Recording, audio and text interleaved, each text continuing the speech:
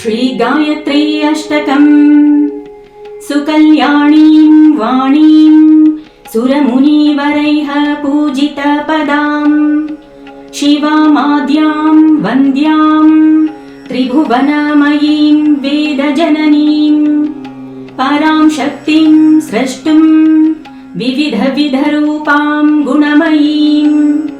भजे अम्बां गायत्रीं परमसुभगानन्दजननीं विशुद्धां सत्त्वस्थामखिल दुरवस्थादिहरणीं निराकारां सारां सुविमलतपोमूर्तिम् अतुलां जगज्ज्येष्ठां श्रेष्ठां असुरसुरपूज्यां श्रुतिनुतां भजे अम्बां गायत्रीं परमसुभगानन्दजननीं तपोनिष्ठामभीष्टां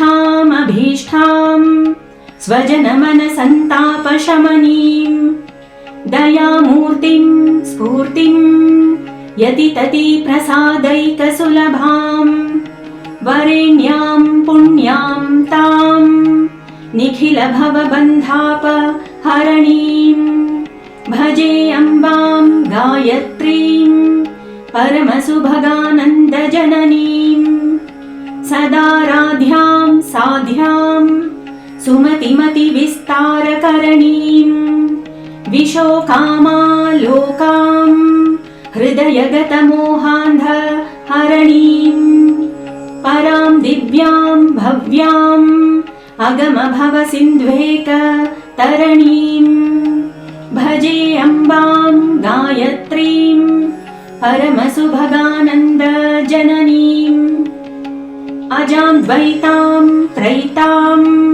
विविधगुणरूपां सुविमलां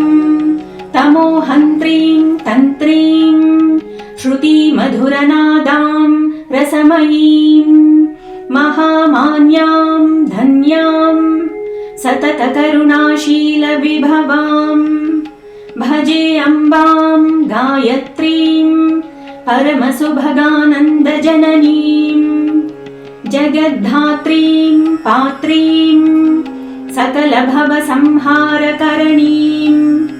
सुवीरां धीरां तां सुविमलतपोराशिसरणीं अनेकामेकां वै त्रिजगत्सदधिष्ठानपदवीं भजे अम्बां गायत्रीं परमसुभगानन्दजननीं प्रबुद्धां बुद्धां तां स्वजनततिजाड्यापहरणीं हिरण्यां गुण्यां तां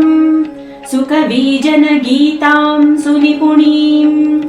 सुविद्यां निरवद्याम् अमला गुणगाथां भगवतीं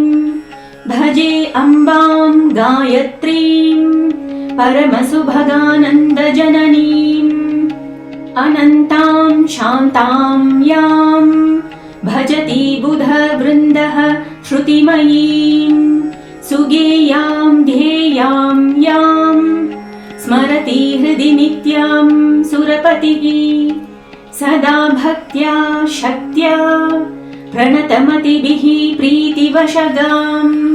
भजे अम्बां गायत्रीं परमसुभगानन्दजननीं शुद्धचित्तः पठेद्यस्तु गायत्र्याष्टकं शुभम् अहो भाग्यो भवेल्लोके तस्मिन् माता प्रसीदति इति श्रीगायत्री अष्टकम्।